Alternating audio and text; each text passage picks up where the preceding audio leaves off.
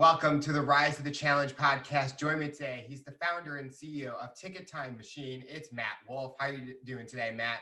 Doing great, Alex. Great to be here. Looking forward to the talk.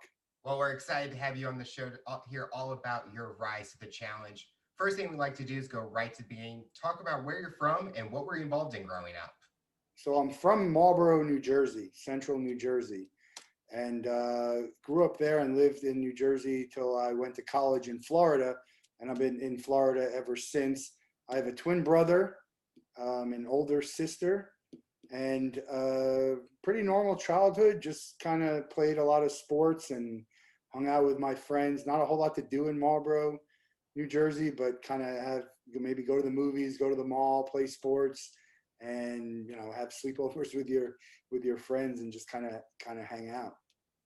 Living in New Jersey, what's kind of like the culture that you were growing up within? Yeah, so I'm Jewish, so that's part of my culture. I firmly believe it's race, culture, whatever you want to call it, and just it's a great area to live in, and it had everything everyone wants, all the sports. I mean, we played soccer, we played little league, we played rec basketball, and you kind of just there was Pop Warner, and you try karate. I mean, we weren't rich by any stretch, but we lived comfortably, and there wasn't a whole lot that I wanted to do and participate in that I couldn't. So I'm very fortunate in that, and I was able to kind of play all the sports and see what I liked and then what I was good at. I was a late bloomer in sports, and basketball ended up being my best sport, and so I kind of ran with that. But I played baseball through middle school, and so I was pretty involved, and it was great. When you were playing sports, what was the biggest thing you learned about yourself? Man, that's a good question. I was very selfish when I was younger, and I had to learn to be more of a team player. So I think that might be it. I had some incidents where I was, if looking back at him, I'm like, I was young and I was selfish, and it's like that's just not the way you should be in sports. So that's probably the biggest thing. When you say you're selfish, was it more of having an individual mindset where you didn't care about what other people were doing? It only mattered how you were playing in the situation. I think it was probably somewhat jealous too, like not wanting others to do well because it might make me not look as good. That probably had some insecurities with me as I was younger. I was good but not great at any one thing. I had a twin brother who was a better athlete than I was, and better, and most of the things that we did. So, it's tough, trying to make your space and get playing time and all that, and it's hard. You don't understand when you're younger, and then you kind of look back and you're like, you know what? I probably didn't deserve to play the playing time at that point. Or we talk about this with our friends who have kids, and the parents on the sidelines are screaming, and it's like, look, your kid's not good enough yet. So, it's hard to tell someone that. It's hard to understand that when you're a kid. So I think that's part of the problem. When your brother was, when you were thinking he was better, did he ever help you become a better player, or did he kind of have that same individual mindset also? I mean, he indirectly helped me. We would play, one on one all the time, just me and him. So just got better by playing against better people. That's how you get better. You play against people who are better than you, and that's how you get better. And he was very good at a young age, and he was playing on like a 8th grade team when he was in 6th grade. So that's how he started to get better. And I just kept playing him, and being around him, always being on his team certainly helps. And so, yeah, I would say he did help me get better. Maybe more indirectly than directly, but I'll take it. We challenge each other too. It's good to have someone to challenge the other person. I think that definitely helps in any situation because it helps you grow as a person. Where if someone's challenging you, you kind of get better, and that you can definitely take that same characteristics in the business world where people are motivating you, challenging you to become a better individual and to work harder. But also, it helps you find a new set of skills that you didn't know that you had before. Yeah, it's an interesting comment because I do some stuff on LinkedIn where I'm trying to help people find work, and we have some sessions. And the thing that spurred me to do that is exactly what you said. I saw other people doing this stuff to help people, and people who are looking for work themselves, who are taking their time and energy and effort into doing it. And I said, look, I can do this. I can help. I want to be a better person. I want to help other people because I've had that help along the way to get where I am today. And I still need help. Everyone needs help. I need a lot of help. I give as much help, and I'm okay with asking for the help because I feel like I'm giving that help in return. I don't feel like I'm just taking. So that's, something that really inspired me to, and I was challenged, not directly, but just it's stuff that you see and it makes you want to be a better person, do more and help out. As you were growing up, did you have any motivations or someone that inspired you? Well, I always admired my dad and my mom because they both left jobs that would have had security and went to a, kind of on your own sort of thing. And so, to me, that's something that was inspiring and motivated me to want to eventually do something like that myself. And my parents had all these stuff that they had us do, and we painted numbers and hot and neon on the curb to help do. We had these cleaners where you put it on the stain and it's stain removers. So we tried to make some money there and try and do something different. So they were the ones I would say primarily, my father and my mom. When your parents made you have to do those certain jobs, did it help you understand work and working hard for making that money that you were getting? It probably should have, but I think we were just like, we don't want to do this. It's I don't know. I would say it helped, but again, when you're young and you'd rather play and do things, you don't kind of understand the importance of it until you get older, until it's too late. Everyone has been asked, what is that dream job that you're wanting? So I'm going to ask you, what was that dream job that you were going to pursue possibly? Yeah, so back in the day, my dream when I first was like in college and leaving, my dream job was to work on movie trailers and previews in that world. I wasn't able to get an internship or anything like that, and it was tough. I didn't have success in getting a job. And then, my dream job was to work for the Gators, which is the school that I went to. And I had there were some job openings, but wasn't able to get it. I had a moment when I wanted to work in the craft beer world, and I did some work for craft beer, a company called Schmaltz, which is Hebrew beer. And actually, my friend drove me up to Orlando from South Florida because I had a herniated disc just for an interview for a craft beer company. That's how bad I wanted it at the time. And now I would say I have my dream job with Ticket Time Machine. Um, it's funny the way you say that because there's dream jobs in perks and compensation, and then what am I actually doing? And I think a lot of people will find that dream job that you thought was so luxurious is not exactly all it's cracked up to be. For example, my friend was the ticket guy at the Gators, and he basically had to work the first half of every game he was at. Now he got to go to things, but like for me, I wouldn't want to do that. I'd rather be involved with them in another way. So it's funny, definitely go for what you want and think big, but also be cautiously optimistic that it might not be as glamorous as you think it is. I think that's definitely true. We all have that dream, but then when we're actually in it, it's kind of like you're in a different environment and you're like, this is not what I thought it would be. What do you ever say what your dream job is? So growing up, I always wanted to be a game show host, a TV host in some way. And I'm thinking, oh, it's going to be fun. I can do it on camera. I have that energy and stuff. Then I've been interviewing TV hosts and I'm hearing exactly what goes on behind the scenes and the real impact that happens. And I'm like, interesting, because I would never have thought like the hard pressure that it takes to be on the set and the amount of time that they're taping. So I always thought about that, but I'm kind of living that dream now where I'm hosting my own show but in a different capacity. And I'm still figuring out the hard work it takes, but to me, it's worth it. Like I enjoy it every single day. Yeah, it's because if you're doing what you want to do, the only difference between this and that is, maybe more popularity, right? Being more of a public figure, money, and that stuff's great. We're all after it. I'd love to have more of that, and I think I'll get there.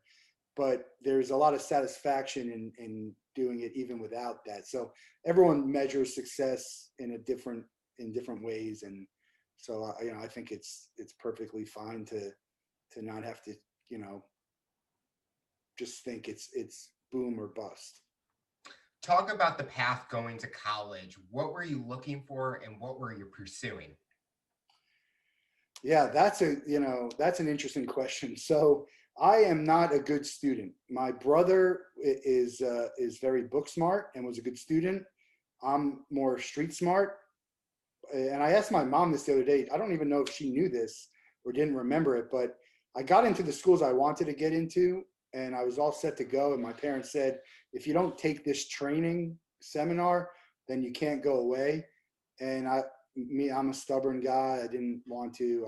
I was shy, and I said no. So I went to a year of community college, and then I somehow, no idea how, got into the University of Florida, which is where my brother was. So I wrote a letter of appeal, and someone read it and actually appealed for me and got me in. It actually called me on my birthday to let me know that I got accepted. So I followed my brother. Again, not a great student. I think college for me was just really learning about the life experience. And looking back, I wish I would have done an internship because I would have projected myself to in much faster. It took me a long time to get to a job that was good, to even worth mentioning on a resume. And part of that was because my grades weren't so good. I was, I wasn't as interested in my future as I probably should have been. So that was, I was behind the eight ball already, and it hurt me. It hurt me. And if I tell you about the journey without getting into all the details, it's obvious that that was what was lacking, for me to get where I needed to go. As you mentioned, you weren't book smart. Were you trying to do anything to help yourself learn without having with classes and stuff, where that you could utilize those skills when you got out into the job world? So I tried to take classes that I thought were more, some were small. Going to the University of Florida, back when I went, that you would have a class in the morning and it'd be recorded and it'd be on television for view later, and you'd tape it, right? So, when I went to community college, I'm in a class of 30, we could have a discussion, which is really what I excel at, not having to remember things and spit it back to you, kind of just actually using the stuff that you understand, and where it's applicable. Different than taking these classes at UF, which I'm never, statistics and all this stuff I don't need to know. And so for me, that's what I enjoyed more. So trying to take those classes, trying to get involved, that was better for me. And no, I didn't, and I still probably need to do more to learn more. And although I am engaging in stuff and having conversations and going to seminars and watching webinars, I probably do need to do a little bit more learning. It's just not something that I like to learn organically instead of like read this book. I'm basically the same way.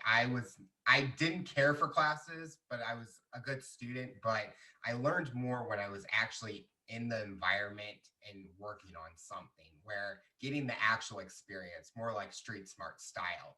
But I look back at the stuff that I'm doing now and what I did in classes, and nothing correlates with each other. And I think that's the hard part is we're taught all this stuff, but when we're actually in that industry, it has nothing to do with what we've learned. And I think that's what students are having a hard time with is they're paying so much, but they're not getting that knowledge that they need right now. But I do think that college is, I mean, if you can afford to go to college, I highly recommend it because there's not, you need to have that real life without as many consequences as say just to go right into the working where you're in real life with consequences and not the experience that you kind of need. So, it kind of depends. If you know you want to do XYZ and college is going to be a waste for you and you should get right into it, I guess. But, I think there's a lot to be learned in college in a real life situation. And also, people you meet it's great. I just think I would do it all over again. I'd do it a little bit differently. So, what was the path after college? Where were you going next? Yeah, that's where it gets messy. I I graduated. I moved back to New Jersey for about 2 months, and then moved down to Florida. No job, but I didn't want to be in New York City, and it took me a long time to find work. I was because I didn't have a great resume, and it's tough. It was tough. South Florida is not a great hotbed for business unless you're concentrated like a lawyer or a doctor. And so I went from job to job to job. Bad job. It was hard to get. My resume wasn't good. I'm not good at interviewing if I'm not like passionate about something, which you can tell when I'm passionate about something. And you heard it before we even hopped on here. Like I can get pretty animated, but me sitting there talking about myself and some of these jobs I was trying to interview for, it's really hard to do that. And it's so it took me a while to find the job that was, as I mentioned, worth putting on my resume. Eventually I did. My first job that I really enjoyed and that was great for me was a job with a company called Worldwide Ticket Craft.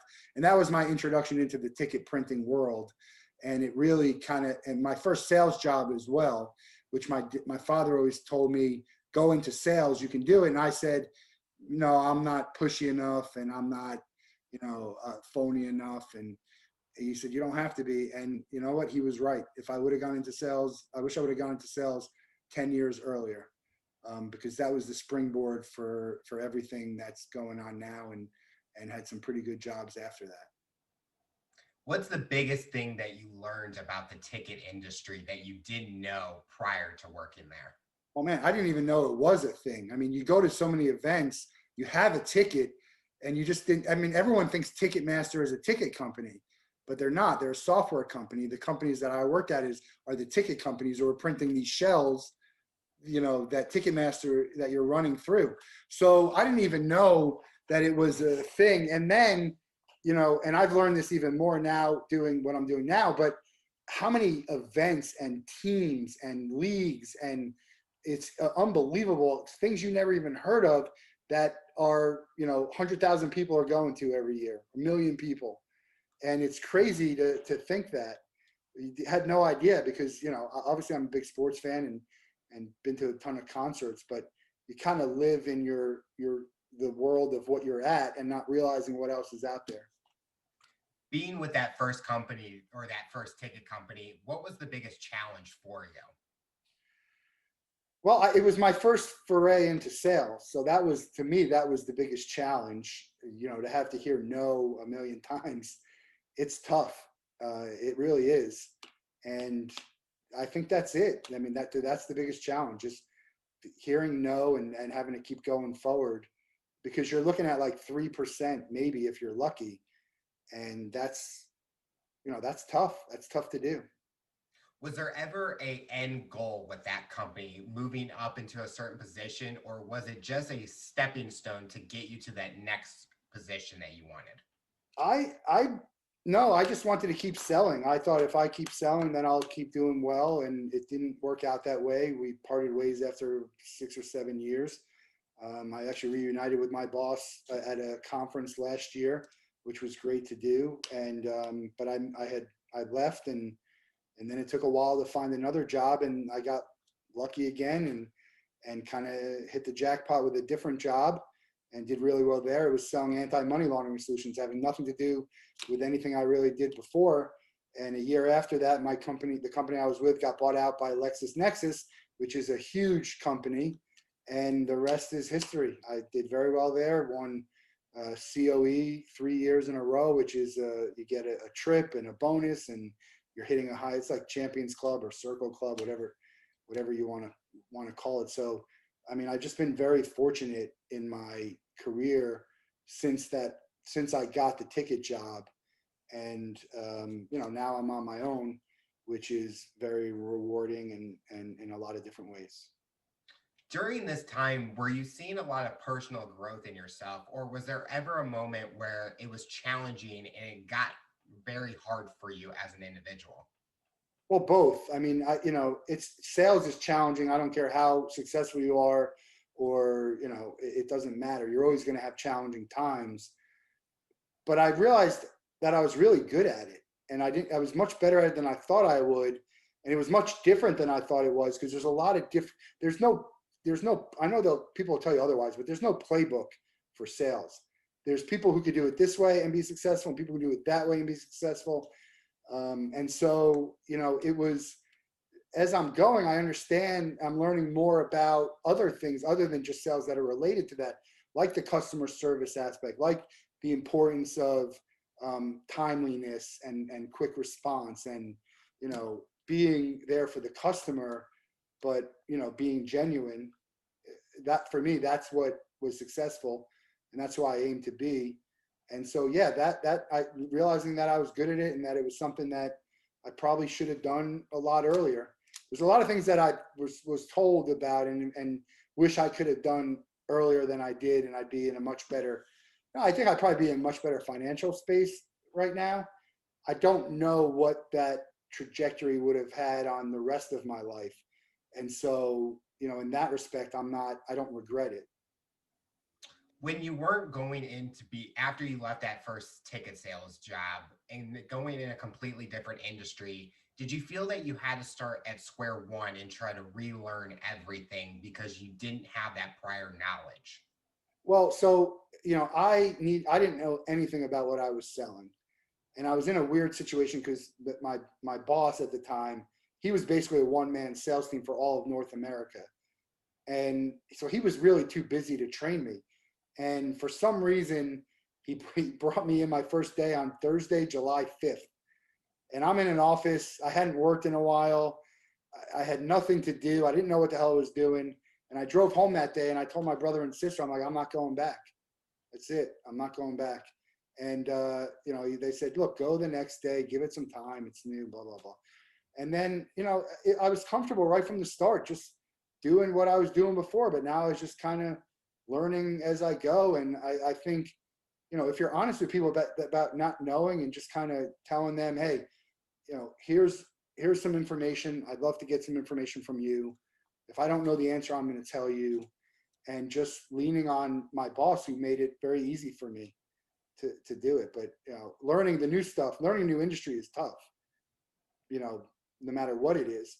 But the sales is the sales. If I'm always going to do things the same way because I believe that's the way to be successful, then it doesn't matter what I'm selling. But being passionate about what you are selling is important.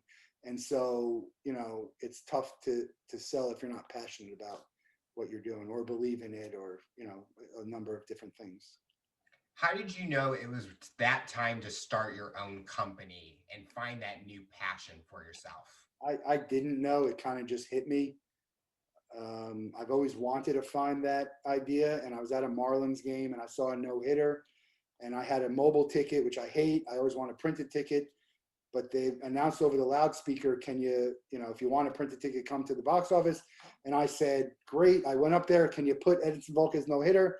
They said, no, I know they can. They just don't want to. And so the idea went. And then I was at a concert and the Live Nation amphitheaters, they went to digital and they're like, if you want a printed ticket, they used to charge you $5. And then they went to $20, which told me, they don't want to do this. It's not that they want you to pay 20. They just don't want to do it. They want to deter you from doing it. So I'm like, you know what? There's something here. Let me look into this. And and that's how it started. Were you ever worried about the financial stability of starting a new company and not having a financial security making money during this Yeah. time? So there's two answers to that. The first one is I was working for LexisNexis full time and doing Ticket Time Machine at nights and on the weekends and on the side and building it up a little bit. But I did leave Lexus without the financial security because I knew that I needed to go all in on Ticket Time Machine to do it. I'm all in on myself. I'll bet on myself every day of the week. And so I didn't worry about it. Other people did worry about it. Um, family members, and I have a wife now. But I'm always going to do what I need to do to survive. When I first, all those bad jobs I had, I was making $30,000, $35,000, and I was doing fine. I mean, I wasn't living the luxury, but I was doing what I wanted to do. And so I understand how to kind of float myself. And with the pandemic, it hit right after I left. Bad timing again, but it gave me a lot of opportunity to build this network and have conversations that I never would have had. So I think we're in pretty good position moving forward, and it's not a concern of mine at all. But you know, I do.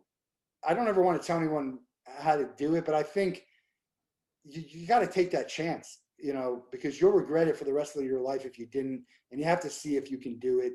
And I think you'll see that you can live on a lot less than you actually need. Not what you want, right? You got to sacrifice some things, but I think that you can find that you'll be able to make do and get it. And look, I've been very fortunate to not have any investors and not needing the outside money, which is very important to me. But if you have an idea and you feel the need to do it, and you want partners and investors, look into that as well. What is the main mission of Ticket Time Machine? We want to give fans what they want. So we're a fan first company. I'm a fan. I do everything I do is for the fans. So that's really the mission. We want to help. We want to align with good companies, good people, good organizations, good causes. We want to be, I want to be personally a thought leader and a subject matter expert. I don't like the word influencer, because I don't want to be an influencer. I just want to be someone who's a thought leader. So, and we want to help keep the printed memory alive, and we want to give fans what they want. So we want to enhance the fan experience, and we want people to join us in doing that, because at the end of the day, without fans, there's no events. And I know they were able to have some events without fans, but fans aren't just someone who's in your seat or at your event or at your venue. The fans are people who are watching, whether they go. Some of the diehard fans hate going to games in person. They want to sit in their seat at home with air conditioning and their own food, but they're the biggest fans, and they can support you in a lot of different ways. So I think that companies are going to realize that they really need to treat the fans better, and it can't just be like the bare minimum and lip service and like doing something that you want people to perceive to be fan friendly or for the fans, when it's not really motivated for that way. It's selfishly motivated. What are the kind of things that you're doing for fans that are attracting fans to utilize your company? Yeah, so we do commemorative type stuff. So something like this is, it's a cool keepsake. We have QR codes, and we push digital content. We can customize and personalize some stuff for a ticket. We're working on augmented reality experiences and gamification. So we're just trying to bridge the digital and physical world, get people more access in certain ways to the teams or the players or the events, or just make it a better experience. And part of making something a better experience is the memories along the way, whether that's at the event or the next day or a year later or 10 years later. When you look at something like this, and it gives you just a smile, because you're thinking about that day, and you know exactly what went on and who you were with and what you ate and what you were wearing and who you met and all of that stuff. We're selling memories is really what we're doing. And as memories I love memories. There's things about that I have that are memories that make me laugh, that make me cry, and they're all good regardless, because it's who you are and it's what you've been through. And who doesn't like memories? I don't know. Would you compare the things that you're doing kind of like a souvenir that someone buys at an event? Yeah, it's interesting. So we're a souvenir, we're commemorative stuff, we're merchandise. We have revenue streams where it could just be an add-on. It's something that could be value added. Like if you're a VIP, you can walk around with someone gives it to you. Memorabilia, keepsake, souvenirs, merchandise. a lot of things. And it could just be a ticket. Like, we don't necessarily do admission a lot, but we can. I can operate as a box office. We can RFID and barcode stuff. So, we're happy to help people with admission, but most of the stuff we have is commemorative and souvenir type stuff to either give to your fans as added value, to sell to them because they can't have access to something like that and they still want it. With everything going digital, I don't say you should, hey, you need to give this to people, but offer it to them. If they want it, they can buy it. And if they don't, that's fine too. But I think you just need to offer the options in a lot of different things and let them dictate whether or not they want it or not. Is there any other company that's doing something similar, or are you the only one out there that has this kind of business model that's happening? Yeah, there's other companies who are doing commemorative type tickets. They're not doing them well, and I'll show I have something here, but I'll show you real quick. Like, this is, and I do this to not, I don't like to show the teams, but so these are commemorative tickets that I bought. So, to me, this isn't a ticket. It's a glorified postcard. Now, the front of these, very nice. They're not customized, they're not personalized, but they're very nice. But it's not a ticket. So anyone can really print something like this. But what we aim to do is be authentic. Like, this is the only difference between this and an admission ticket is this barcode is a fake barcode. But if this was a real barcode, you would use this to get into admission. Something like this, I have it look like a ticket, but this is, this is a talking piece. This is a keepsake. And the stuff that we're doing with pushing the digital content and the gamification and the augmented reality, it's more authentic to what I think fans want and to what it should be. So the answer to your question is yes, there's some companies out there who are doing it. The teams have the ability to do it, but they're just either not doing it or they're not doing it right. And, it's kind of like a lazy effort, like, hey, we're doing it, but we're only doing it half-assed. And so that's where we come in. I think there's a lot of advantages that we have over these other companies are being fan first, customer service type thing, the branding, what we stand for. And so, yeah, I like to have other people doing it. I just want them to do it right. I don't mind other companies doing it. And I anticipate there'll be more companies doing it or more teams doing it on their own without me. But I want them to do it right, because when you do it wrong and then they get rewarded for that, then other people are going to do it and not worry about doing it right. And that kind of messes up, in my opinion, the industry. And it doesn't accurately portray what the fan wants, even though they'll buy it because that's their option, right? Buy it or not buy it. It's not like A, B, and C are selling this. I want this one. It's only going to be this company is selling you this, take it or leave it. So what has been the greatest partnership or event that your company has been able to work with? Oh, man. So we're kind of young, especially, with events. I would say right now it's the Four Chord Music Festival, Rishi Ball in Pittsburgh. It was a disaster. The headliner, I don't even know if I have it here. This ticket right here. It's one of my favorite tickets. I actually went to the event. I flew up 6 o'clock in the morning on Sunday to get to the event. I had a booth. It was my first booth at an event. I don't generally go to events and sell, but it was a late edition. The Offspring canceled 5 minutes before the gates opened. Oh. My stuff had the Offspring on it. It was a rainy day. Pittsburgh was playing. The Steelers were playing. There were so many factors as to why it was such a disaster, but I loved it. I had people there with me who were great. I met some good people. I would do anything to support Rishi. He's one of the nicest people you'll ever meet. And he felt so bad about Offspring canceling on him. And he actually performed. He's in a band that performs there. So I would say that might be it. I mean, I have so many great partners. I think, this is this is a podcast that celebrated their 150th episode, and they wanted to commemorate it. Brian Showman, it's called Shout Out Saturday. It's so much fun. You just got to experience. I don't even know how to explain it. They're crazy. They're fun. They're good people. And it's just a fun way to spend, just tune in for like a half hour on a Saturday. It's called Shout Out Saturday. You can find them on LinkedIn or connect with me. They've been great to work with, so supportive, and just the nicest people. From going from a greatest event partnership, what has been the challenging part of working with these different events and partnerships? Yeah, so the most challenging part, and that's, you're asking me once we're a partner, once we're signed to have an agreement. Yes. Yeah, the most challenging part is timing, and that's everything in the printing world, and a lot of different worlds. Like everyone needed it yesterday.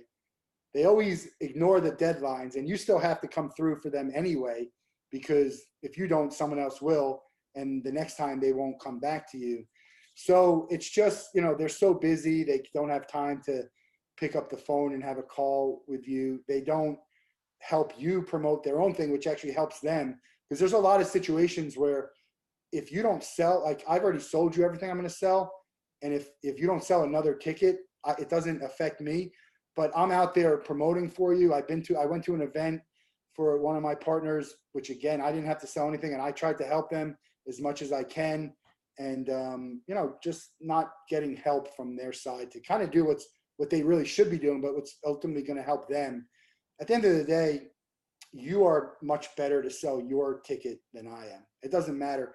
And that's, now it's going to be that way even down the line when I have a huge following. It's still always going to be better for you to sell your stuff. So, think about how easy it is to just kind of promote and help, like click a button online and you could promote the heck out of your stuff. And some people just don't do it. Do you think that your previous jobs that you worked for helped you gain the skills to utilize with your company, or do you feel that there was something that you wish you had learned to prepare yourself for what you're doing now? Yeah, that's it. I don't obviously everything I've done in the past has led me to this, and I use the skill. I have a very good network. I have a very good circle, and I lean on those people to help me, because you don't know what you don't know. And so I lean on them. And look, I don't always do what they say, and maybe some of that's bad, and some of it's like, I understand what you're saying, but I think I'm going to do it a different way. A lot of on the job training. I mean, being the owner of a company, and doing certain things with partnerships. I mean, I'm a very trusting person, and I've gotten bitten, from being a little bit too trusting. And I'm very open and honest. And sometimes, people don't like that, or that turns them off, or, you say the wrong thing. So, that's all stuff I'm learning, but I have no doubt that I'll get what I need to. And there'll be a day when I actually have the right people around me to do that, so I can delegate and I don't have to worry about, you know, doing that, because there's a lot of stuff that I'm not good at that I have to do today, because I can't just hire whoever I want to do it. What do you think is the next big event that you're hoping that your company partners with? Uh, I will be at the Super Bowl next year in some form or fashion. Um, I don't know how, but I'll be there, and I'll be doing something with someone. We did a Super Bowl event for Ellie Lunzer Productions, and my friend told me I was pronouncing his name wrong. So Ellie, I apologize. You never corrected me, but we did a little pass. It was a last minute thing. He had a great event with David Ortiz at Top Golf for the Super Bowl, and hopefully we'll do another stuff for them. But I hope to be at the Super Bowl. I was at the Fanatic Super Bowl party 2 years ago. I was lucky enough to do that. It's a very tough event to get into, and I hope to be at their party. So that's it. I mean, until then, I don't know. I'd love to be involved with a ton of music festivals, and we're having conversations with Major League Baseball, which is upcoming, and I want to be involved in every event. That's the real answer. But Super Bowl is the big one, and there's some big music festivals that I think we could really help, and I hope that they go off. I don't know when they will, but I think January, the Super Bowl is going to be the next big event that happens. So that's my goal. That's what I'm aiming for. I love seeing the different tickets that you've created, and the holographic ones I just love, especially the Mike Tyson one. I think that's just like you said, it's a conversational piece and something that people can put on a shelf or something. And anyone that sees it, they'll be asking, how did you get this? Or what's this? And I think I just love looking at that. I'm like, I can't wait to see what else you create for those future events for these different events. Yeah, the augmented reality and gamification stuff is going to be next level. It's I'm really excited about it. We're working on some partnerships now. You know, hopefully we'll have some testing soon, but it's great. I mean, I think that's what differentiates us. You know, because again, anyone can just do a cardboard and a bookmark, and you can call it a ticket. You can call anything a ticket, really. I mean, I don't necessarily call this a ticket. You know, but it's just, I don't know, a badge, a lanyard, call it whatever you want. And this is something we did for our wedding. My wife and I, we did this as a party favor, but Oh, we could very easily have done this as a menu or a table card or a save the date. So, you know, there's so many things we've done. I did this type of ticket as a meal and table card for my friend's kids' bar mitzvah. I mean, there's just so much, there's really no limit to what you can commemorate, and it's a lot of it's just that the creativity and whatever you can think of. There's just really so much that we can do, and I'm excited for it as well. have you been able to balance work and personal life and be able to enjoy everything that you've been doing? Yeah, so that you know, that is always a huge thing for me. I've lost jobs because I needed more vacation time. Work-life balance was always, I needed it, and it was actually more life than work in the past. But now you know, I control my own destiny in a sense. I need to work, so it's really 24/7, 365. But that said, I do carve out time to make sure that I can do what I need to do. So, you know, I will have times when I just be like, look, I'm done. Like Friday night, we're gonna sit and watch a movie. Or I'm gonna go. I went to the SEC basketball tournament. I'll answer my stuff, but I'm not having any calls. But you know, a lot of my life and personal is going to be going to these events and working at them and working and talking to people. So it's kind of a little bit of both. I can tell you that I watch a lot less TV now, which is something that I miss, you know, being able to just sit back and relax. I have a TV right here, but I didn't put it on all day. And because I can't, certain things I can't concentrate at.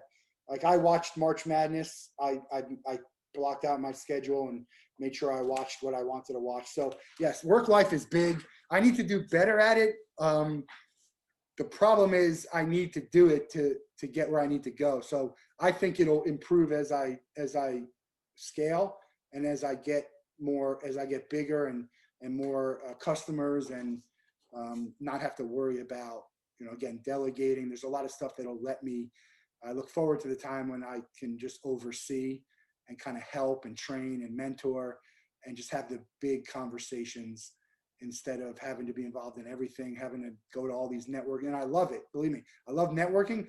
But like, for example, I did so much events and networking and stuff today. I barely got a chance to get to the stuff that was on my list that I had. And so it's tough because now I got to work, you know, tonight and maybe tomorrow night, and when I would rather end my day and go. So, but work-life balance, I think, I don't care if it's your own business, if it's, you know, if you're working for someone. I had a conversation today with someone who said, look, I got let go. I took a year off. I went traveling. I cleared my head.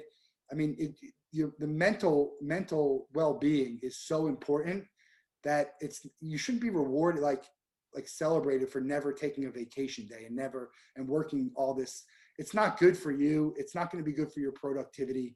So you need to be able to enjoy the life. Otherwise, what's the point of doing it?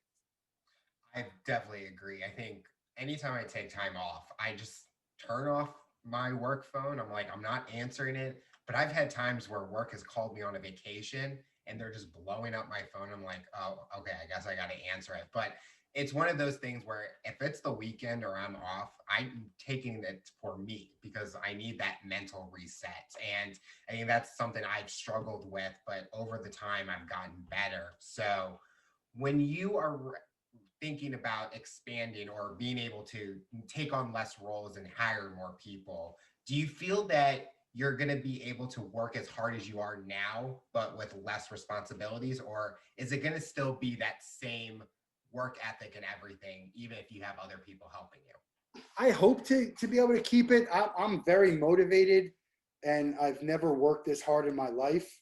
And it shows. I think I think it's noticed by the people who know me.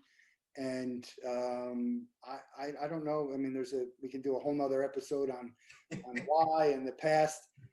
But yeah, I'm motivated. I'm motivated to I have goals that are like, I mean, I aim to be the next big thing, and I'm going to get there.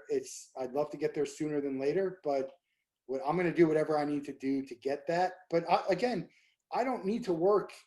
I work 24/7, 365, but that doesn't mean I'm always doing so. That just means I'm available if needed. So I don't know that you just need to stay up till 2 a.m.